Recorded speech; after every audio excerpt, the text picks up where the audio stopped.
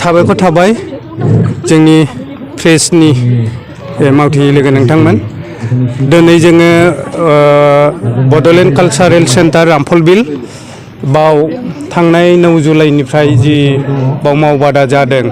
दामनायनि मोसानायनि बेनि क्लोजिं सेरेमनि बाव आंखौ गाहाय आलासि लिंहरदोंमोन जोङो बाव थाबाय आंजों जोंनि जायगानि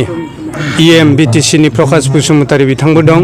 बेनि सेन्टारनि आफादगिरि बारलांफा नार्जारी बिथाङाबो दं जोङो इतिमध्ये बेखेवबाय बे क्लोजिं सेरेमनिनि जितु ओपन मिटिं आरो आङो गाहाय आलासिनि बिबुंथिखौ लाखिखांबाय बे समाव आरो बाव जे बिदि मोनसे मावबादा लाबाय फ्राय 38 डेजनि थाखाय 38 साननि बे बिराद बाखनायथाव खामानि जादों आरो बिदि जानांगोन आरो कालचारेल सेन्टाराव जायाबा गाज्रि जागौमोन आरोखि दा बिथांमोना खालामदों बेनि थाखाय जोङो बिथांमोनखौ साबायखर होदों आरो उनाव बेबादि हाबाफारिया जाहाथे सेमिनार फोरोंनाय बिदि कोचिं माबाफ्रा जाबाय थायो नैबे सेन्टाराव बेखौ जोङो आसा लाखिदों आङो BTCनि कालचारेल डिपार्टमेन्टनि EM हिसाबै दासो आङो बेयाव स्टेजखौ लुना होगोन होनना फोसावखांबाय जोंना जायगानि EM बिथाङाबो बे बेरा बायनाय मानायखौ एसे एनै मावलांबाय थागोन